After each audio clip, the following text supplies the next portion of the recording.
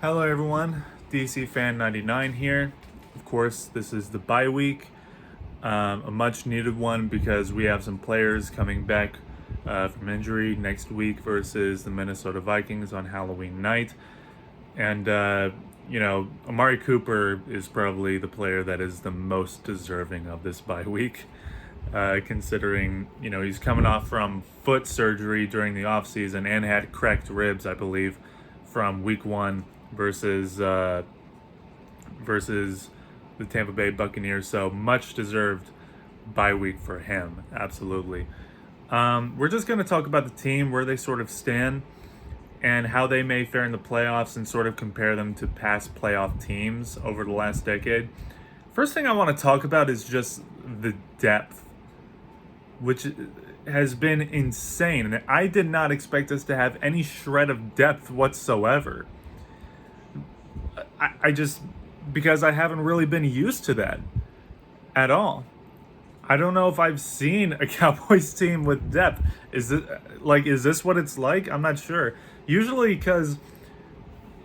with like the 2014 Cowboys team and the 2016 Cowboys team, our defensive starter was our defensive starter. Like, we didn't have many people in rotation, I don't think, because we didn't have many people that we could really trust to put out there. But this year we have several players, and like we've been missing so many fucking players since week 1 too. We might be one of the most injured teams in the league right now, because like after week 1, we lost DeMarcus Lawrence. He's going to be out for another month, I believe. Neville Gallimore, same thing. Donovan Wilson, he hasn't made his season debut until, just last week. Israel Mukuamu hasn't made his season debut yet. Kelvin Joseph hasn't made his season debut yet. God, who else? Lyle Collins, because of suspension. Dorrance Armstrong, Michael Gallup, we haven't seen him since week 1, right? I have a list right here because we're missing a lot. Yeah, I think that's all. Yeah, week 2 versus the LA Chargers, we were missing DeMarcus Lawrence and Randy Gregory because Randy Gregory was out because of COVID. But yet we still somehow managed to get pressure on Justin Herbert, even without our best 2 pass rushers on our defensive line. And that is insane to me. And what's even more insane is the thought of seeing Osa Odighizuwa paired up with Neville Gallimore when he comes back from injury in the next few weeks. And that's fucking scary. And let me remind you, we already have like a top 5 or top 10 ranked run defense as is. So it's going to be much more interesting to see how this team performs at full health when they have, all their players back and, they're playing solid and shit like that. That's going to be, a treat for sure. Let's see. It's amazing to me that the Dallas Cowboys, even though they're missing just this fucking chunk of their team, right? They're still playing aggressive and with fire under their ass. I mean, and let alone being 5-1. Like, you would think, missing all these players, by the bye week, we'd probably be 2-4, 3-3, maybe 4-2, but we're 5-1. We're missing all of these guys and still playing with that kind of fire under our ass, with that much, aggressiveness. That, I think, is absolutely coaching. I really think that Mike McCarthy has improved greatly since 2020. And which brings me to my next point. The coaching on this team is phenomenal. I trust this coaching staff hell of a lot more than 2014, 2016, and 2018. And that's that is really what separates this team from the past playoff teams, you know, the past Cowboy playoff teams in the last decade the most, right? Because back then, during 2014, during 2016, 2018, all we had to talk about as to how good this team was about the talent. You know, and our depth right now already separates this team from all those other teams, but the coaching is so great. We can talk about the coaching too. We're not limited to just talking about how amazing Dak Prescott is for the 100th time, or how amazing Ezekiel Elliott is for the 100th time, and you know, the defense has really improved from last year and all that shit, which I'll get to in a sec. But we can talk about, you know, just the improvement that this team has made because of this coaching staff, and the game planning has also been phenomenal too from Mike McCarthy. Kellen Moore has been calling some outstanding plays, and Dan Quinn, oh my god, it's a huge improvement from last year. But I think it was after the Carolina Panthers game, he said something along the lines, I could be wrong about this, he said something along the lines of, oh, we lead the league in turnovers or whatever, but we need to create more stops in the red zone, and we need to stop giving up so many huge plays. I fucking love that shit. I love that mentality so much.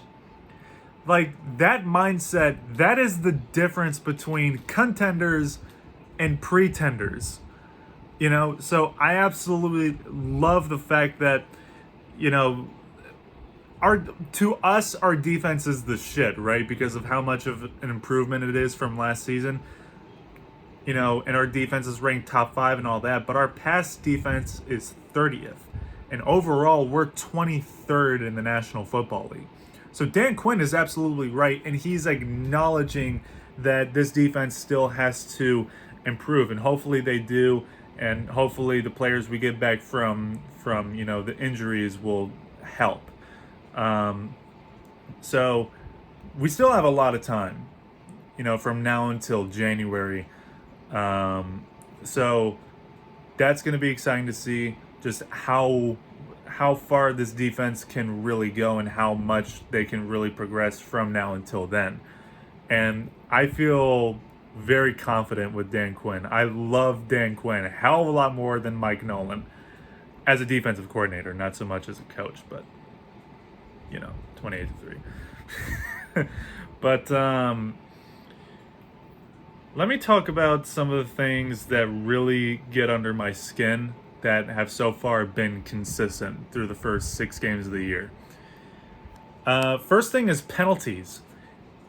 If I had a fucking dollar for every yard we've had to go backwards on offense because of Connor Williams, I would have enough money to buy myself a fucking Connor McGovern jersey. You see where I'm getting at? Like, and it's not just Connor Williams, obviously. It's sometimes Baiadach, and sometimes it's Terrence Steele too. But in general, the Dallas Cowboys are like top 5 or top 10 most penalized team in the NFL. That shit's got to stop. I mean, playoff teams or, you know, championship teams, contenders, right? They try to stay out of their own way as much as humanly possible. And if there's one fucking thing we know about the Dallas Cowboys, it's that they are the only team in the NFL that can beat the Dallas Cowboys in 2021. I feel like this team is good enough to beat every other team in the league, but the Dallas Cowboys still find a way to beat the Dallas Cowboys sometimes. Which leads me to my next thing, is executing in key moments of the game. That fucked us over huge. Week 1 versus the Tampa Bay Buccaneers. And we got in our own way so many times in that game. There are so many plays that if just one of them turned out differently, turned out in our favor, we would be undefeated right now. But we can't because we just got in our own way so many times. The game plan was phenomenal, in my opinion. You know, they kept it in the air because Tampa Bay's run defense was ranked first in the last 2 seasons, so that made the most sense, and they were very successful in doing that. And we could have been, we could have been ahead of the Tampa Bay Buccaneers by 2 possessions, but we just couldn't execute in those key moments of the game that we really needed to, and that almost fucked us over last week versus the New England Patriots. Just the penalties, the poor clock management, and the 2 turnovers in the red zone. Inexcusable. Completely inexcusable. That is a huge thing that we got to work on, from now until January, 100%. And the last thing that's been consistent that gets under my skin is, of course, Mike McCarthy and his fuck-ups. Now, as I've said, Mike McCarthy has improved greatly since last season, I believe. He's 5-5 in the postseason, right? Since winning that Super Bowl with Green Bay.